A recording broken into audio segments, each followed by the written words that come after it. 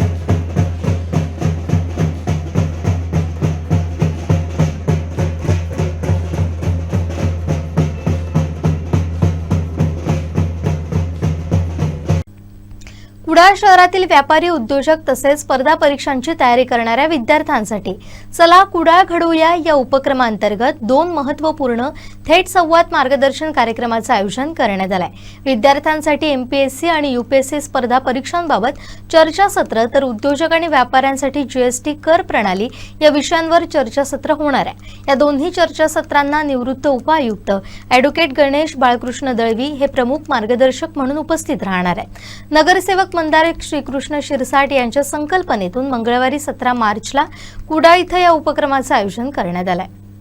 चला कुडाळ घडवूया याचं पहिलं पर्व गेल्या 2 महिन्यापूर्वी झालं आणि त्याला विद्यार्थी, पालक आणि शिक्षकांचा उत्स्फूर्त प्रतिसाद मिळाला. IAS अधिकारी दत्तप्रसाद शिरसाट यांनी जेव्हा शिबिर घेतलं त्याला साधारण 300 मुलं उपस्थित होती आणि त्याचाच पुढे भाग म्हणून कुडाळ लायन्स क्लब यांनी पुढाकार घेऊन आणि माझ्या माध्यमातून संतराव महाराज कॉलेज येथे गणेश दळवी जे रिटायर्ड डेप्युटी कमिशनर GST ला होते त्यांचं विद्यार्थ्यांना UPSC, MPSC आणि स्पर्धा परीक्षा यांच्या संदर्भात मार्गदर्शन, स्पर्धा परीक्षा कशा द्याव्यात, कशी मानसिकता बनवावी आणि कशा प्रकारे याला धैर्याने सामोरे जावं याचं त्यांच्या माध्यमातून मार्गदर्शन आहे. आणि गणेश दळवी हे आपल्या कोकणातलेच आहेत आणि याचा लाभ कुडाळ शहरातल्या विद्यार्थ्यांनी किंवा तालुक्यातल्या विद्यार्थ्यांनी घ्यावा आणि हे प्रशिक्षण पूर्ण मोफत आहे. 17 मार्च मंगळवार सकाळी 10:30 वाजता संत राहुल महाराजच्या कॉन्फरन्स हॉलमध्ये हे आम्ही नियोजित केलेलं आहे आणि याच्यामध्ये हे आयोजन करण्यात कुडाळ लायन्स क्लब यांचा सिंहाचा वाटा आहे आणि त्यांच्या माध्यमातून आणि त्यांच्या विशेष सहकार्यातून हे आम्ही आयोजित केलेलं आहे. त्याचा दुसरा भाग म्हणून कुडाळ तालुक्यात सध्याच्या परिस्थिती बघता व्यापारी GST बद्दल पूर्ण माहिती बऱ्याच व्यापाऱ्यांना नाही आणि त्या संदर्भात Kudal lions club, Kudal rotary club, त्याचप्रकारे all India transport, MIDC association आणि व्यापारी संघटना या सर्वांच्या विशेष सहकार्यातून GST संदर्भात व्यापाऱ्यांचे प्रश्न आणि ह्याच्याबद्दल थेट एक चर्चासत्र गणेश दळवी यांच्या सोबत मराठा हॉल या ठिकाणी संध्याकाळी 4:30 वाजता 17 मार्च रोजी ठेवण्यात आलं आहे आणि ह्या कार्यक्रमाला मराठा समाज यांचं देखील आम्हाला विशेष सहकार्य आहे आणि याला व्यापाऱ्यांनी मोठ्या प्रमाणात, व्यापारी असतील, उद्योजक असतील, यांनी मोठ्या प्रमाणात उपस्थित राहावं. आपले जे काही GST संदर्भात ज्या काही आपल्या समस्या आहेत त्या गणेश दळवी यांच्यासोबत त्या संदर्भात चर्चासत्र ठेवलेलं आहे आणि त्यासाठी सर्वांनी उपस्थित राहावं असं मी माझ्यातर्फे lions club, rotary club, Kudal taluka व्यापारी संघटना, त्याचबरोबर MIDC असोसिएशन यांच्या माध्यमातून मी आवाहन करीत आहे. लायन्स क्लब ऑफ कुडाळ सिंधुदुर्गच्या वतीनं या ठिकाणी या संपूर्ण मंदारजीने जो हा चांगला उपक्रम हाती घेतलेला आहे त्याला पूर्णपणे सहकार्य करून त्या दिवशी सर्व विद्यार्थी जे आहेत विक्टर डोंटस लॉ कॉलेज असेल किंवा नाथपै कॉलेज असेल, गाळवणकर कॉलेज, तसंच आपलं संत राहुल महाराज कॉलेज या ठिकाणून तर विद्यार्थी येणारच आहेत.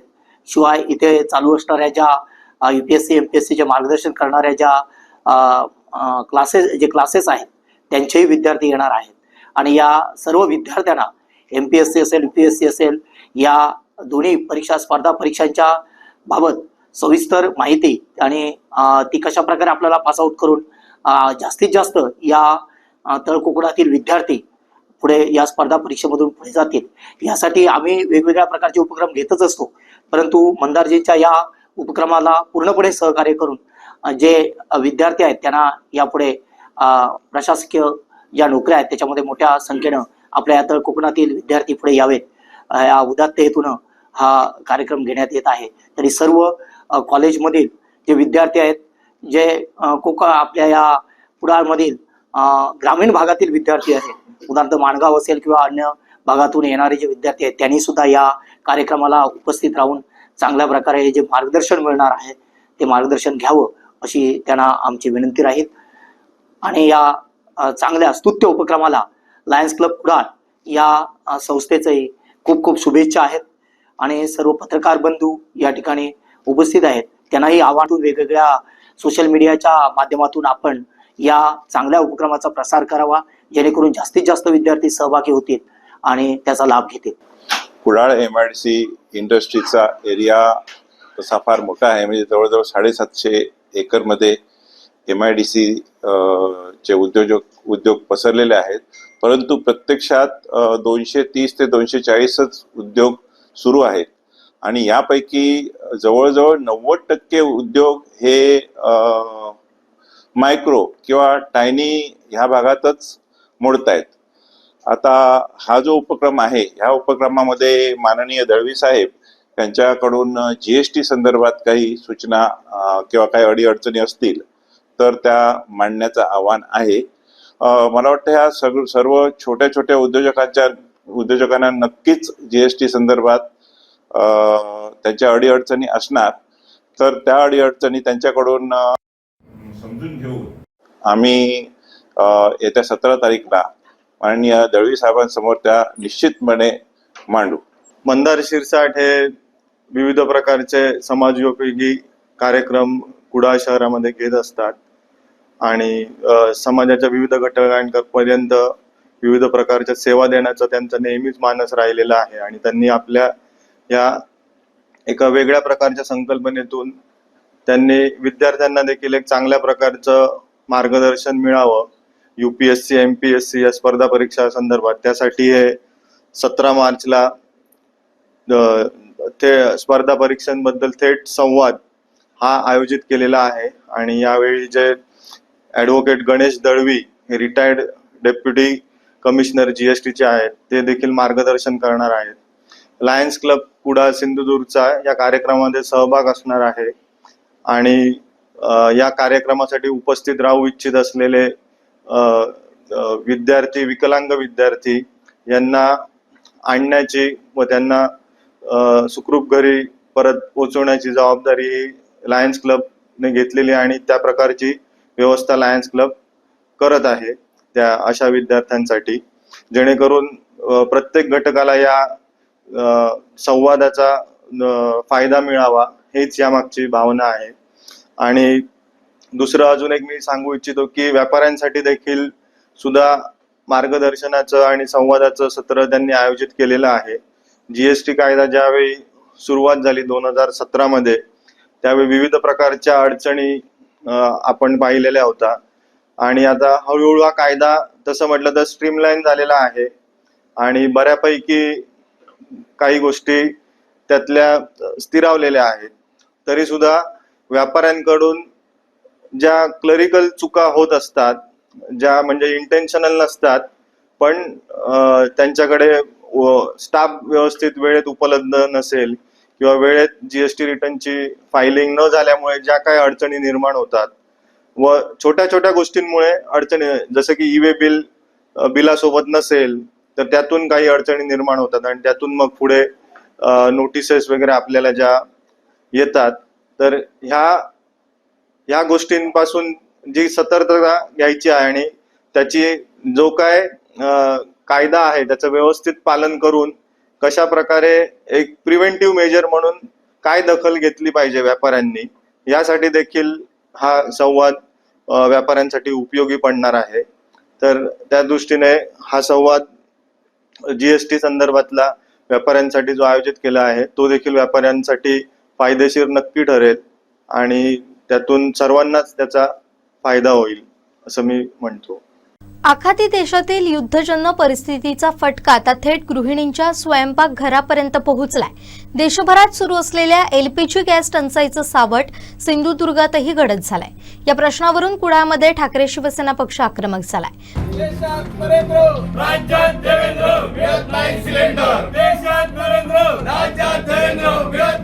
माजी आमदार वैभव नाईक यांच्या नेतृत्वाखाली शिवसैनिकांनी डोक्यावर रिकामे सिलेंडर घेऊन तहसीलदार कार्यालयावर धडक दिली आणि सरकार विरोधात जोरदार घोषणाबाजी केली.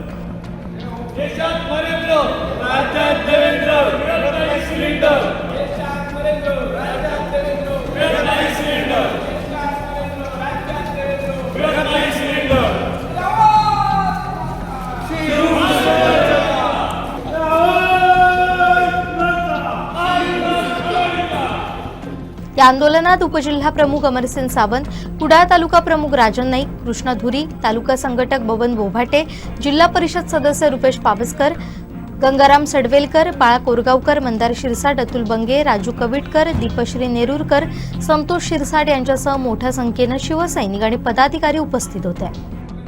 आपल्या जिल्ह्यामध्ये सिलेंडरचे नंबर लावल्यावर 24 सिलेंडर येणार आणि 25 सिलेंडर आम्हाला पण कळते की देशामध्ये जगामध्ये परिस्थिती कशी आहे. त्यामुळे तुम्ही सांगितल्याप्रमाणे 25 सिलेंडर मिळण्याची अपेक्षा आहे. बरोबर 25 सिलेंडर पण आता साहेब तुम्ही आमच्या याकडे स्वतः जाऊ तिकडे. आता ते संघाचा जो एजन्सी आहे किंवा कंट्रोल आहे, मालवण आहे, सगळ्या एजन्सीमध्ये लाईन लागली. म्हणजे तुमच्या पुरवठा विभागाचं काय नियोजन आहे? कोण आहे पुरवठा अधिकारी? कोण आहे? संध्याकाळी सिलेंडर पूर्ण संपते. ते कुठे आहेत पुरवठा अधिकारी? मॅडम तुमच्याकडे. मॅडम तुम्ही बघितलं का किती सिलेंडर आले, किती सिलेंडर नंबर आहे, किती दिवस आपण देऊ शकतो? नाही 25 सांगितलं ना की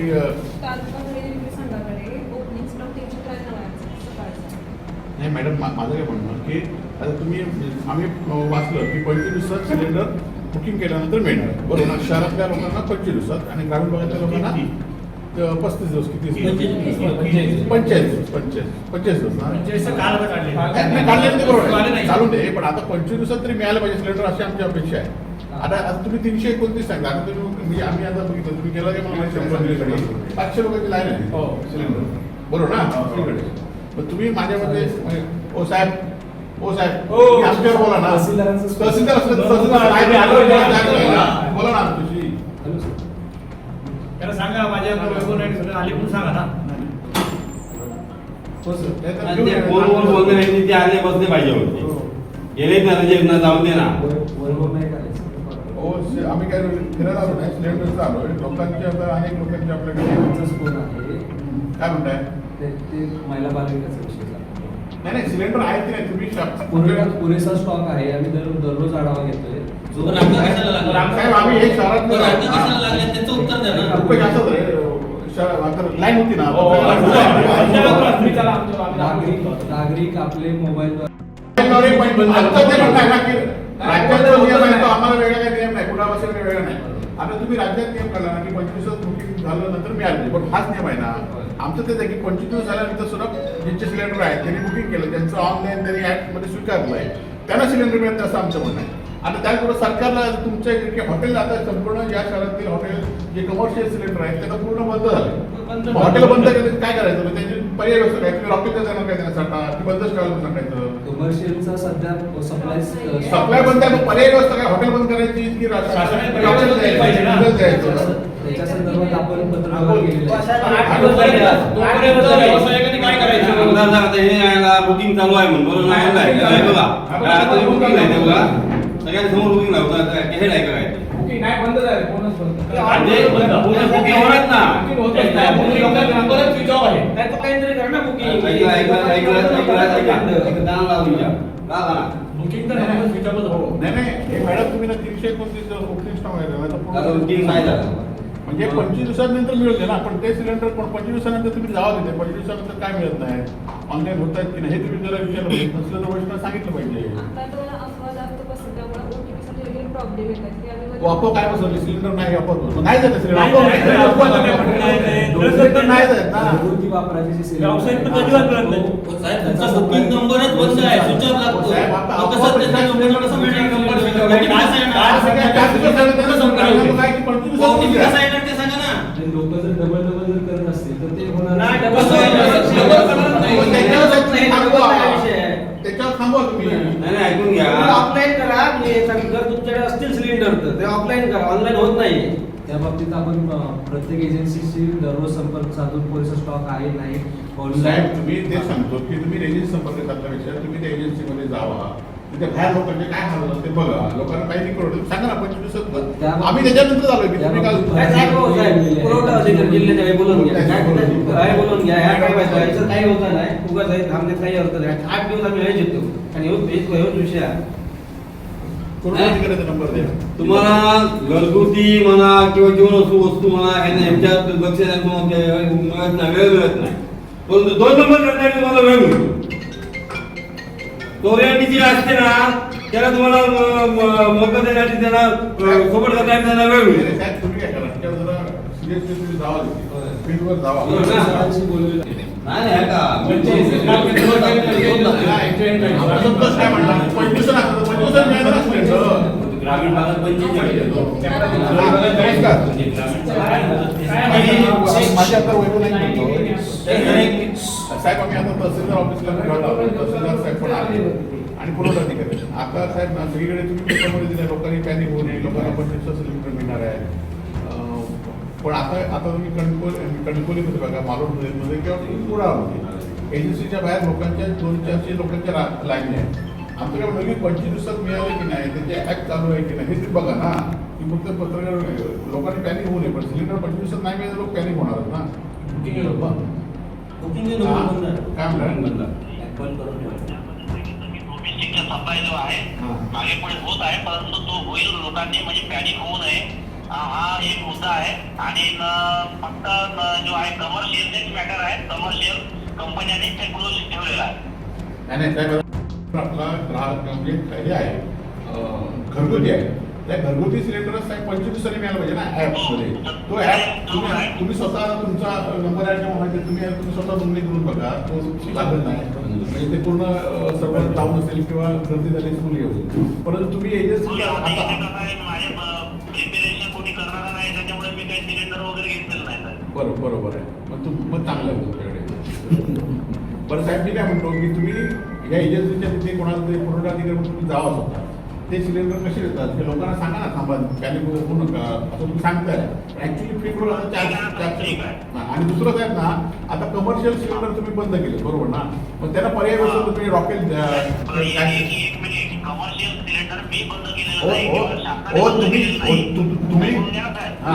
आणि काल सेक्रेटरीने सांगितलं की कोणत्याही परिस्थितीमध्ये डोमेस्टिकच्या उपयोग कमर्शियल होणार नाही याची दक्षता घ्या, कारण की घरगुती सिलेंडर घराघरामध्ये पोहोचणे गरजेचे आहे. हा महत्वाचा पार्ट आहे. हो साहेब, तुम्ही काय माहित आहे, तुम्ही आता जिल्हा पुरवठा अधिकारी आहे ना, म्हणजे सरकारचेच प्रतिनिधी आहे ना, सरकारचेच प्रतिनिधी आहे. पेट्रोलियम कंपन्या सरकारचे अखत्यारीत आहेत, तुमचे चीफ सेक्रेटरी सरकारचे अखत्यारीत आहेत. आम्ही आमच्या काय अडचणी असतील त्या तुम्हाला सरकारी अधिकारी म्हणून तुम्हाला सांगणार ना. आता तुम्ही सांगितल्यानंतर हे आमचं म्हणणं आहे, तुम्ही वरिष्ठांना दिलं पाहिजे की ह्या आता हॉटेल व्यावसायिक आहेत, आता मुलं शाळेत येत आहेत, काही मुलं हॉस्टेलला इथे आहेत, मग त्यांना आता पर्याय व्यवस्था काहीतरी केली पाहिजे ना. आमच्या वतीने तरी सरकारच्या लक्षात नसेल तर तुम्ही आमचं, आम्ही आता इथे 50 लोक आलो, आमचे जिल्हा परिषद सदस्य आहेत, आमचे तालुका प्रमुख आहेत, या सगळ्यांच्या तुम्ही वरती सांगा. शेवटी आमचं म्हणणं सरकारच्या म्हणणं तुम्हीच हे करणार ना. तालुक्यात राज्यात काय परिस्थिती आहे, आमच्या देशात काय राज्य ते तुम्ही सांगा आणि तुम्ही हे करा. कोकण डिव्हिजन यांची पण भीती आहे, त्यामध्ये हा. मुद्दे मी रेखाटतो. आणि आम्ही तुम्ही उद्या आता सुट्टी असेल, आम्ही सोमवारी येतो तुमच्याकडे. आमचा एक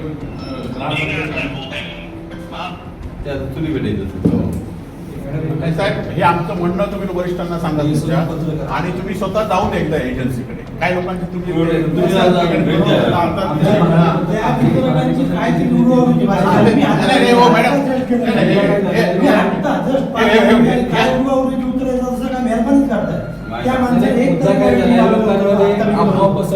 झालेत पॅनिक.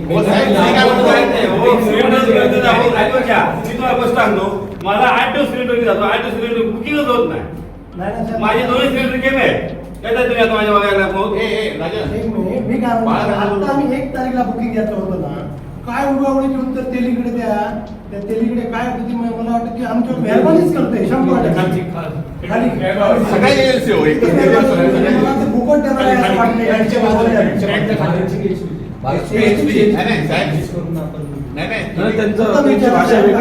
एवढं अशी म्हणत होती की 100% आम्ही तुमचं घर वापरायला घेतलं, आम्ही नेमलेलं आहे. कलेक्टर जिल्हाधिकारी मॅडम यांनी बांगडीपत्र नेमलेले आहेत. आपल्या गैरवापर कोण करत असेल त्याच्यासाठी व्हिजिट करतात लोक तिथं आमची. हो साहेब, तुमच्या मी माझं सांगतो विषय लक्षात येत नाही. आपण काय की 25 दिवसात सिलेंडर मिळाला पाहिजे. आता 45 दिवसाची मर्यादा. ते ग्रामीण भागात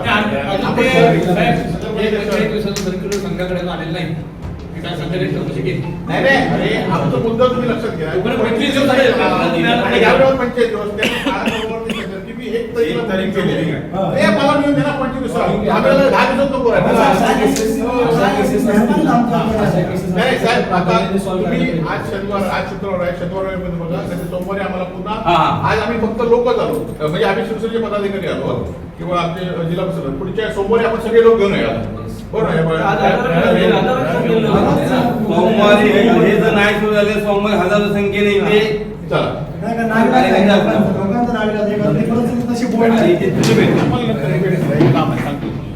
प्रस्ताव जिल्हा पुरवठा पाठवायचा शिवसेनेच्या वतीने आणि त्याचबरोबर आमच्या जिल्हा परिषद सदस्यांच्या वतीने आज आम्ही कुडाळ तहसीलदार ऑफिसला या ठिकाणी भेट दिली. आणि सिंधुदुर्ग जिल्ह्यामध्ये आपण 2-4 दिवस वाचल्याची प्रशासनातर्फे सांगितलं होतं की 25 दिवसात सिलेंडर मिळणार, कोणी पॅनिक होऊ नये. परंतु आज सगळ्या एजन्सीवर 500 लोकांच्या लाईन लागलेल्या आहेत. लोकांना बुकिंग 4-4 दिवस लावून सुद्धा बुकिंगचा नंबर होत नाही. आणि अशा असताना गॅस एजन्सी असतील किंवा आज पेट्रोल डिझेलची सुद्धा कमतरता झालेली आहे. आणि त्यामुळे प्रशासन सांगते तसं या जिल्ह्यामध्ये परिस्थिती नाही, या जिल्ह्यामध्ये कठीण परिस्थिती लोकांची झालेली आहे. त्याचबरोबर गेले 4 दिवस हॉटेल व्यावसायिकांना सिलेंडर मिळालं नाहीत, म्हणून कालपासून हॉटेल बंद व्हायला सुरुवात झाली आहेत. आणि येणाऱ्या 2-3 दिवसामध्ये हॉटेल पूर्णपणे बंद राहतील. या जिल्ह्यातील परगावी आलेले विद्यार्थी, नोकरीच्या निमित्तानं असलेले लोक यांची मोठी गैरसोय होणार आहे.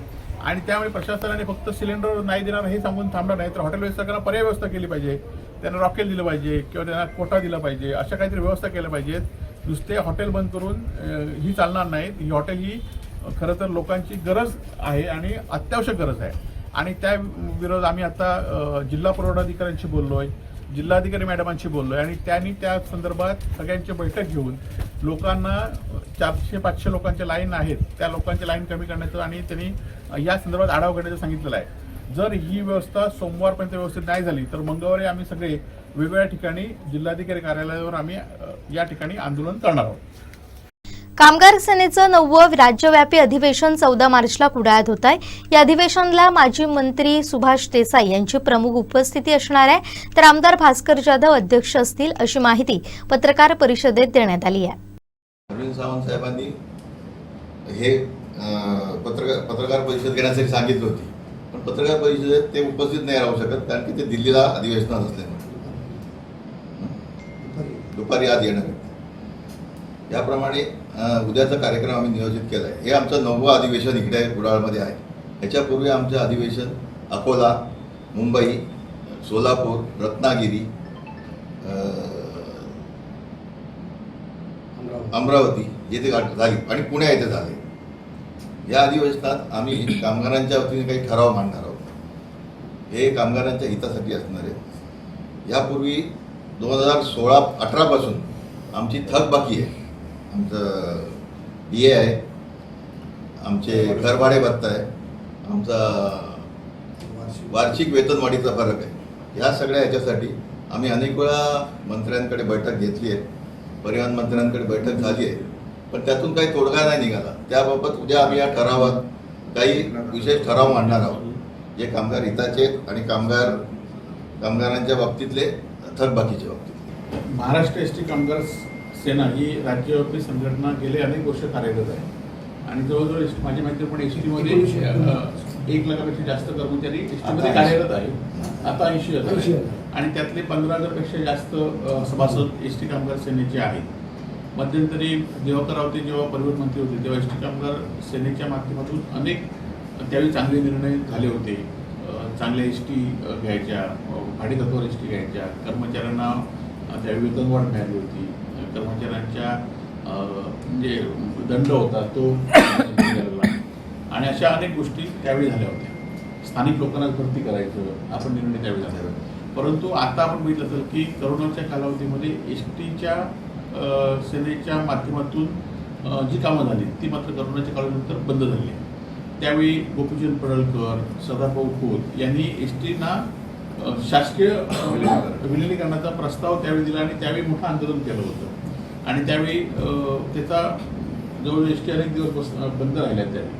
परंतु हे विलिनीकरणाची आजही मागणी पूर्ण होऊ शकली नाही आणि त्यावेळी सातत्याने एसटी कामगार सेना ही सातत्याने आवाज उठवत असते. माननीय अरविंद सावंत यांचे राज्याचे प्रमुख म्हणून जबाबदारी या ठिकाणी सांभाळत आहेत. उद्धव बाळासाहेब ठाकरे यांच्या पक्षाच्या मार्गदर्शनाखाली त्यांच्या मार्गदर्शनाखाली ही सगळं काम सुरू आहे आणि आम्हाला पण आनंद होतो की या संपूर्ण राज्यव्यापी अधिवेशनाची एक अधिवेशन त्यांनी म्हणजे अरविंद सावंत सिंधुदुर्ग जिल्ह्याचे सुपुत्र असल्यामुळे ते म्हणाले की आपल्या जिल्ह्यात या ठिकाणी झालं पाहिजे आणि त्यासाठी जवळजवळ 3-3.5 हजार वेगवेगळ्या भागातनं महाराष्ट्राच्या कानाकोपऱ्यातनं उद्या लोक या ठिकाणी येणार आहेत आणि त्यामध्ये एसटीच्या त्यांचे अनेक प्रस्ताव, अनेक पुढच्या आंदोलनाचं स्वरूप या ठिकाणी ठरेल आणि आम्ही त्या सर्व एसटी कामगारांचं सिंधुदुर्ग जिल्हा शिवसेनेच्या तर्फे आम्ही जे महाराष्ट्रात येणार आहेत त्या सगळ्यांचं आम्ही स्वागत करतो आणि एसटी कामगार सेनेच्या बरोबर आम्ही जिथे आमची गरज लागली तिथे आम्ही शिवसेना म्हणून आम्ही त्यांच्या पाठीशी आहोत. कामगार सेनेचं हे महाराष्ट्रव्यापी अधिवेशन शनिवार दिनांक 14 मार्च 2026 रोजी होत आहे. या कार्यक्रमाचे अध्यक्षस्थान माननीय माजी मंत्री सुभाष देसाई साहेब निभावे करणार आहेत आणि त्याप्रमाणे या कार्यक्रमाला प्रमुख उपस्थिती भास्कर शेठ जाधव साहेब आहेत, आमदार अनिल परब साहेब आहेत आणि बाकी जिल्हा प्रमुख आहेत, नाईक साहेब आहेत. एप्स्टीन फाईल आखाती देशातील युद्ध यावरून पंतप्रधान नरेंद्र मोदींवर आमदार नाना पटोलेंनी विधानभवन परिसरात निशाणा साधला.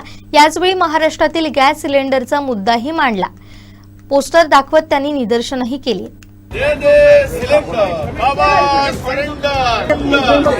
चला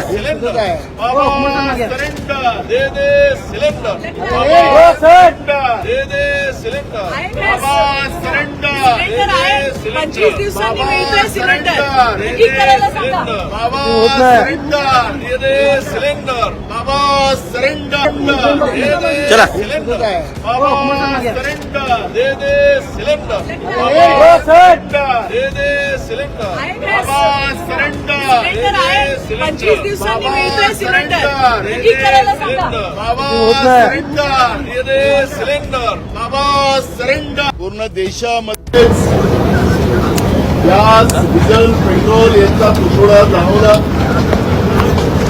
लक्षात असेल की ज्या हॉस्टेलमध्ये राहणारे मुलं मुली जेवणाचं त्यांना तुटवडा पडला, म्हणून ते आता ते सगळं सोडून आपल्या गावाला वापस निघालेले, अशी परिस्थिती आज महाराष्ट्रामध्ये निर्माण झालेली आहे.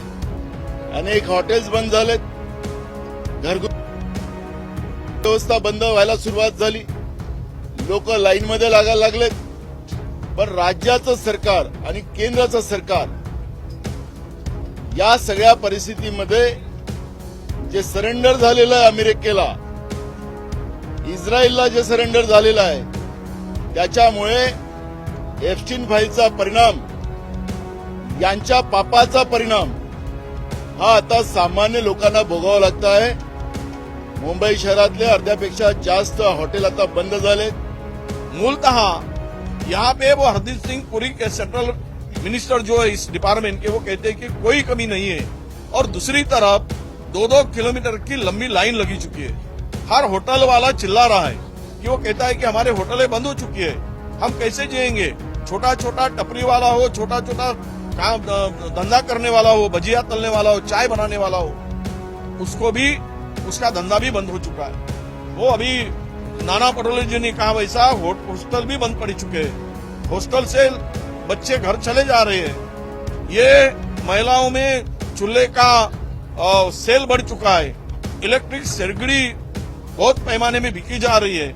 लोग 2-2 हजार रुपए देकर सिलेंडर परचेस कर रहे हैं, ब्लैक में ले रही है. तो ये स्थिति क्या इनके आंखें नहीं है? ये क्या केंद्र सरकार की आंखें फूट चुकी है? इनको ये सब देख नहीं रहा है? और इसमें जो आज परिस्थिति हुई है, इसके लिए ये लोग जिम्मेदार है, सेंट्रल गवर्नमेंट जिम्मेदार है. हमारे सरेंडर जो देश के पंतप्रधान नरेंद्र है, वो सरेंडर हो चुके हैं. ये हालात देश में बनी है. इसीलिए आज कांग्रेस की ओर से पूरे महाराष्ट्र में हर जिले में, हर तालुका प्लेस पर आंदोलन हुआ. और आज भी हम लोग सरकार से यही क्लेरिफिकेशन चाहते हैं कि राज्य में क्या चल रहा है, राज्य की क्या स्थिति है. राज्य की जनता में जो एक पैनिक स्थिति पैदा हो चुकी है, उसके लिए आप क्लियर करें और इसके लिए कोई उपाय योजना करें, यही मांग हमारी है. मी या निमित्तानं आम्ही एक वस्तुस्थिती सरकारच्या समोर मांडण्याचा तुमच्या माध्यमातून प्रयत्न करतोय. राज्यातलं सरकार असो की केंद्रातलं सरकार असो, सबसेल खोटं बोलते. त्यांना लोकांच्या पोटापाण्याची काळजी नाही. सामान्य लोक, मध्यमवर्गीय लोकांचे मुलं मुली शिकायला जे शहरात आलीत, त्या ठिकाणी आता जेवणाची व्यवस्था नाही, म्हणून त्यांना गावाकडे जावं लागतंय. आणि मग हे सगळं चालत असताना सगळं आलबेल आहे, हे असं दाखवण्याचा जो सरकार प्रयत्न करतोय आणि जनतेच्या त्रासाकडे सरकार मुद्दामून दुर्लक्ष करते आहे, हा त्याचा प्रयत्न त्यांचा आहे. आणि म्हणून त्यांना आम्ही या सरेंडर व्यवस्थेला, जी अमेरिकेला सरेंडर झाली एप्स्टीन फाईलमुळे, जे केंद्रातलं सरकार, देशाचे प्रधानमंत्री, ते आम्ही सिम्बॉलिक इथं दाखवण्याचा प्रयत्न करतोय. आणि लोकांच्या भावना, या लोकांच्या भावना आहेत, या आमच्या नाही, या लोकांच्या भावना आम्ही सरकारच्या समोर मांडण्याचा प्रयत्न करतो. विधानसभेतही आज आम्ही या विषयावरची चर्चा सरकारकडून मागणार आहे. सरकार अजूनही निवेदन करायला तयार नाहीये. जेव्हापासून इराण, इस्रायल आणि अमेरिकेचं युद्ध सुरू झालं, तेव्हापासून आम्ही विधानसभेत हा सातत्यानं प्रश्न आम्ही मांडतोय, पण सरकार अजूनही निवेदन करत नाही. म्हणजे सरकार हे लपवते आहे, वस्तुस्थिती लपवते आहे, हा त्याच्यातला सगळेच बंद होणार. कारण की या डिझेल पेट्रोल संपलं, कारण की आता गॅसचा तुटवडा आला, आता डिझेल पेट्रोलचा तुटवडा आला, तर जे वाहतूक होणार आहे ते सगळं थांबणार आहे. त्याच्यामुळे मोठे जे शहर आहेत, जसं मुंबईसारखी जेवढी शहरं आहेत, या शहराला सगळे खाली होणार आहेत. कारण की इथं खायला पण राहणार नाही. जसं आज दुबईची परिस्थिती झाली ती परिस्थिती मुंबईसारख्या मोठ्या शहरांची आज देशपातळीवर सगळीकडे होणार आहे. त्यामुळे हे सगळेच्या सगळे शहरं ओसाड पडणार आणि त्याच्यामुळे उद्या कोरोनापेक्षा भयानक परिस्थिती राज्यात आणि देशात निर्माण होण्याची शक्यता निर्माण झालेली आहे. हे सरकारच भ्रष्टाचारी आहे. सिलेंडरचा काळा बाजार जो होत आहे सरकारला माहिती आहे. सरकारला त्याचं कमिशन येत आहे. जनतेकडून लुटण्याचं काम चालू आहे. एक सिलेंडर 2000 रुपयाला आज बाजारात विकलं जात आहे. त्यामुळे हा जो सगळा कमिशन आहे हे सगळं सरकारकडे येत आहे का? कारण की सरकार एकही कारवाई करत नाही, फक्त तोंडानं बोलते आहे. म्हणजे सरकारचा हिस्सा आहे जनतेचे पैसे लुटण्यामध्ये. श्री सहकेळकर महाविद्यालय देवगड आणि सोलापूर इतिहास संशोधन मंडळ यांच्या संयुक्त विद्यमानं भारताच्या जडणघडणीमध्ये स्त्रियांचं योगदान आणि कोकण पर्यटन या महत्त्वपूर्ण विषयावर 2 दिवसीय राष्ट्रीय अधिवेशनाचं आयोजन करण्यात आलं होतं. या अधिवेशनाच्या पहिल्या दिवशी उद्घाटन सोहळा उत्साहपूर्ण वातावरणात पार पडला. यावेळी प्रमुख अतिथी म्हणून ॲडव्होकेट वर्षा देशपांडे या उपस्थित होत्या. यावेळी उद्घाटन कार्यक्रमाचे अध्यक्ष म्हणून शिक्षण विकास मंडळ देवगड संस्था सभापती एकनाथ तेली यांनी अध्यक्षस्थान भूषवलं. यावेळी प्रमुख अतिथी, सभापती, संस्था पदाधिकारी, प्राचार्य, उपप्राचार्य यांच्या हस्ते दीपप्रज्वलन करून या उद्घाटन सोहळ्याची सुरुवात करण्यात आली. यावेळी शिक्षण विकास मंडळ देवगडचे विविध संस्था पदाधिकारी, महाविद्यालयाचे प्राचार्य, उपप्राचार्य, प्राध्यापक वर्ग आणि विद्यार्थी मोठ्या संख्येने उपस्थित होते. पुन्हा एकदा मनपूर्वक अभिनंदन करेन आणि हे जे काही क्षेत्र आहे हे चांगल्या प्रकारे पुढे जाण्यासाठी आपण सर्वजण प्रयत्नात आहातच. त्याच्यापेक्षा चांगल्या गोष्टी निर्माण होतील आणि चांगल्या गोष्टी आजच्या तरुण पिढीला आपण सर्वांनी आता हात भरून देऊ आणि आजची तरुण पिढी चांगल्या प्रकारे पुढे हा आपला महाराष्ट्र किंवा आपला हा देश सुजलाम सुफलाम करतील अशा दृष्टिकोनातून बऱ्याच गोष्टी या ठिकाणी आहेत. पण त्यातून आपण ज्या काय चुकीच्या आहेत त्या चांगल्या प्रकारे दुरुस्त करण्यासाठी त्याच्यातून चांगलेपण आणण्यासाठी आपण सर्वांनी प्रयत्न करूया. आज देवगड महाविद्यालयातून आम्ही बोलतो आहे आणि आज इथे 19वे अधिवेशन होत आहे आणि इतिहास संशोधन मंडळ सोलापूर विद्यापीठाचं हे इतिहास संशोधन मंडळ आहे यांच्या वतीने हे अधिवेशन आयोजित केलेलं आहे. याचा विषय आहे की भारताच्या जडणघडणीत स्त्रियांचे योगदान आणि कोकणचं पर्यटन. कोकणचं पर्यटन ही खूप वेगवेगळ्या दृष्टिकोनातून चर्चा होते आहे आणि पर्यटन हे पर्यावरणपूरक कसं असायला पाहिजे याच्या अनुषंगाने इथे चर्चा होईल अशी आमची अपेक्षा आहे. आणि त्याच वेळेला भारताच्या जडणघडणीमध्ये स्त्रियांचं योगदान याची चर्चा होते आहे. कारण एका बाजूला संपूर्ण जग युद्धाच्या खाईत लुटलं जात असताना दुसऱ्या बाजूला मात्र गॅस सिलेंडर नाही मिळालं तर चूल पेटवून ज्या स्त्रिया स्वयंपाक करत आहेत त्यांची इथे चर्चा होती आहे. आणि या स्त्रियांचं योगदान पूर्ण भारतातल्या इतिहासामध्ये काय होतं, वर्तमानात त्याची परिस्थिती काय आहे आणि भविष्यात काय झालं पाहिजे आणि काय नाही झालं पाहिजे याचा सांगोपांग इथे एक ब्रेनस्टॉर्मिंग होईल अशी आमची अपेक्षा आहे. आणि हा महत्त्वाचा विषय विद्यापीठाने घेतलेला आहे आणि त्याला साथ देवगडमधून मिळते आहे. त्याला कुणकेश्वरच्या ग्रामदैवत्याला आणि देवगडच्या दैवताला आपण अभिवादन करून करतो आहे. कारण हा देव असा आहे की जो समतेचा विचार सांगतो. म्हणजे पार्वतीमाई विमानातून मग शिवाजी शंकरांना असं म्हणतात की चला आता उतरा, तो तिकडे भक्त रडतो आहे, मग ते खाली येतात आणि मग तो प्रश्न सोडवला जातो. आणि समतेचं जे आपल्या इकडचे रूपक आहे, समतेचं एक आपली जी प्रतिमा आहे मनातली ती विठ्ठल रुक्माईची जशी आहे तशी ती शिवपार्वतीची आहे आणि त्यांच्या साक्षीने इथे समतेचा जागर होतो आहे अशी आमची भावना आहे. मोठ्या प्रमाणावर पेपर्स आलेले आहेत, विद्यापीठातून ठिकठिकाणून आलेले आहेत, तज्ज्ञ मंडळी इथे आलेली आहेत आणि इथे ज्ञानयज्ञ पुढच्या 2 दिवसामध्ये होतो आहे याचा आनंद आहे. तुम्हाला पुरस्कार महत्त्वाचं म्हणजे पहिला पुरस्कार जावळे सरांच्या मातोश्रींच्या नावाने मला आज इथे देण्यात आला आणि तो संघर्ष गौरव पुरस्कार आहे. अकॅडमिक लोकांना मिळतात, आणखीन काही करणाऱ्यांना मिळतात, पण संघर्षाच्या मार्गाने जाऊन रस्त्यावरती लढणाऱ्या एका कार्यकर्तीचा सन्मान जावळे सरांच्या कुटुंबियांना करावा वाटला आणि तो इतिहास संशोधन मंडळाच्या वतीने झाला, त्यांच्या उपस्थितीमध्ये झाला. आणि या ठिकाणी भारताच्या जडणघडणीत स्त्रियांचं योगदान करण्याच्या संदर्भातल्या चर्चासत्रामध्ये त्या संदर्भातल्या एका अधिवेशनामध्ये झाला, याचा मी विशेष आनंद व्यक्त करते. जावळे सरांना ही जी कल्पना सुचलेली आहे ते किती पैशाचं होतं, किती मोठं, किती लहान, डझंट मॅटर. एक फूल जरी मला त्यांच्या नावाने मिळालं असतं आणि ते सरांना द्यावं असं वाटलं असतं तर ती माझ्यासाठी फार महत्त्वाची गोष्ट आहे. कारण लढणाऱ्यांची आणि अकॅडमिशियनची ज्यावेळेला सांगड होते त्यावेळेला परिवर्तनाला सुरुवात होते असं आम्ही आत्तापर्यंत मानत आलो. त्यामुळे जावळे सरांसारख्या बुद्धिवादी मंडळींना, प्राध्यापकांना मला सन्मान करावा असा वाटला. हा सगळा सन्मान मी अतिशय नम्रतापूर्वक स्वीकारते आणि जडणघडणीमध्ये देशातल्या ज्या महिलांनी योगदान दिलेलं आहे त्या सगळ्यांना हा समर्पित करते. पहिली महत्त्वाची गोष्ट की स्त्रियांना कमी लेखण्याचं तिथे काम केलं. आपल्याकडे जशा मुलींची संख्या कमी झाली तशी तिथे मुलींची संख्या कमी झाली होती. तो विषय त्यांनी तातडीने थांबवला आणि स्त्रियांचा सन्मान केला आणि घराघरातून आज स्त्रिया इंडस्ट्रीमध्ये सहभागी आहेत. केवळ धुणं, भांडी, स्वयंपाक, मुलं सांभाळणं याच्यामध्ये त्या नाहीत. ही सगळी कामं ते मिळून करतात आणि मुख्य म्हणजे देशाच्या जडणघडणीमध्ये स्त्रियांना बरोबरीने घेतल्याशिवाय देश पुढे जाऊ शकत नाही. याचं जर उदाहरण असेल, पॉप्युलेशन हा प्रॉब्लेम नाही आहे, पॉप्युलेशन डेव्हलपमेंट हा प्रॉब्लेम आहे आणि स्त्रियांना पॉप्युलेशन म्हणून मान्यता देणं आणि त्यांना आपल्या खांद्याला खांदा लावून सोबत घेणं आणि त्यांच्या कामाला रिकॉग्नाइज करणं, मान्यता देणं. धुणं भांडी करणाऱ्या किंवा घरामध्ये काम करणाऱ्या बाईच्या कामाची मोजदाद कुठे आहे? 1 रुपया सुद्धा बाईच्या नावावर नाही आहे. संपूर्ण घर तिच्या नावावर नाही आहे, मुलं तिच्या नावावर नाही आहे, जमीन तिच्या नावावर नाही आहे. तिला जर मालकीयत दिली आणि तिला जर रिकॉग्नाइज केलं तर हा देश चीनच्याही काही अंशी पुढे जाऊ शकतो. पण हे आपण आधी मान्य करायला पाहिजे. सध्या सिंधुदुर्गामध्ये व्यावसायिक सिलेंडर मिळणं बंद झालंय, तर घरगुती गॅसचं बुकिंग मोबाईलवरून होत नसल्याच्या तक्रारी आहेत. त्यामुळे केवायसी करण्यासाठी गॅस एजन्सी बाहेर कणकवलीत ग्राहकांच्या रांगा लागल्या. याचा आढावा घेतलाय कणकवली प्रतिनिधी उमेश बुचडे यांनी.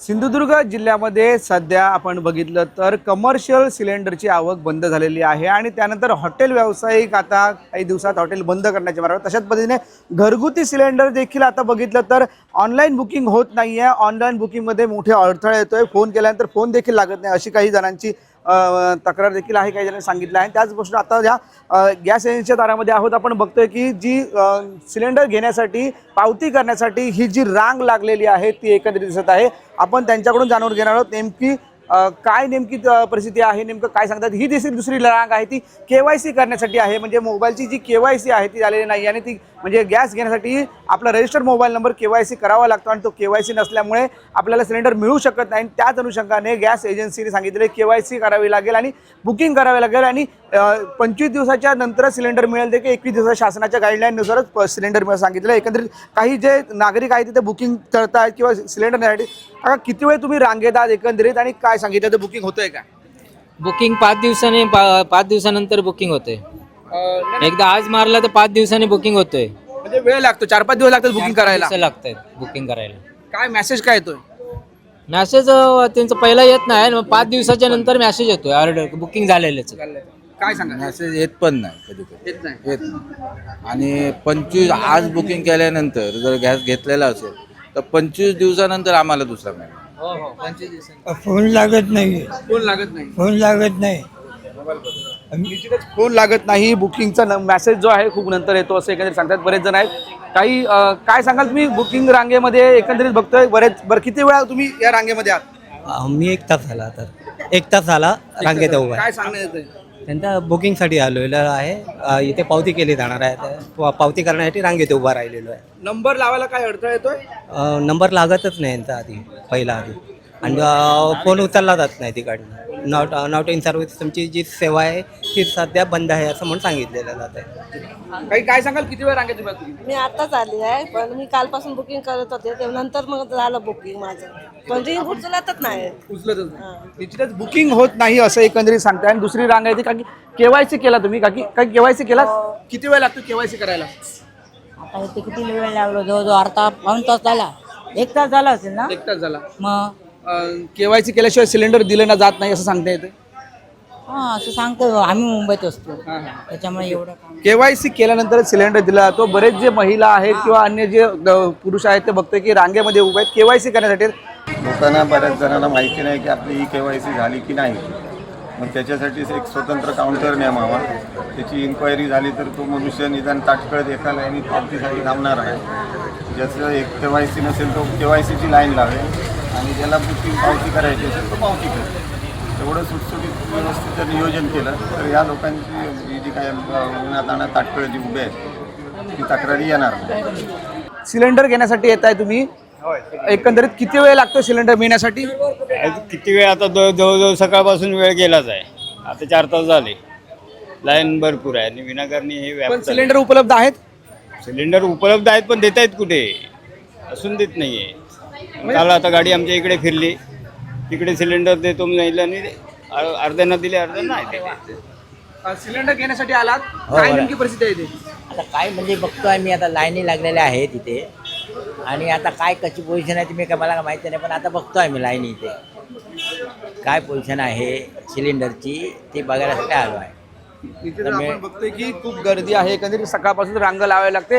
पण हे KYC आणि ऑनलाईन बुकिंग आहे त्यांना सिलेंडर मिळतोय. एकंदरीत जोपर्यंत म्हणजे सिलेंडर उपलब्ध आहे तसं एजन्सीकडून सांगण्यात येतं, प्रशासनाकडून सांगण्यात येते, पण KYC मुळे सिलेंडर आपल्याला मिळत नाही आहे. तशाच पद्धतीने ज्यावेळी बुकिंग होतं त्यावेळी बुकिंगचा फोन लागला जात नाही, उचलला जात नाही, मेसेज येत नाही. त्यामुळे हा मोठा गोंधळ एकंदरीत आहे, असं एकंदरीत आपल्याला दिसत आहे कणकवलीमध्ये. कॅमेरामॅन साहिल बागवेसह उमेश बुचडे, कोकण सात लाईव्ह, कणकवली. शेवटी ठळक घडामोडी पुन्हा एकदा. डोक्यावर सिलेंडर घेऊन शिवसैनिकांचा मोर्चा. घरगुती गॅस बुकिंग होत नसल्यानं नागरिक त्रस्त. आणि कामगार सेनेचं राज्यव्यापी अधिवेशन कुडाळ. बातमीपत्रात वेळ झाली इथेच थांबण्याची. पाहत राहा कोकणचं नंबर 1 महा चॅनल कोकण 7 लाईव्ह. धन्यवाद.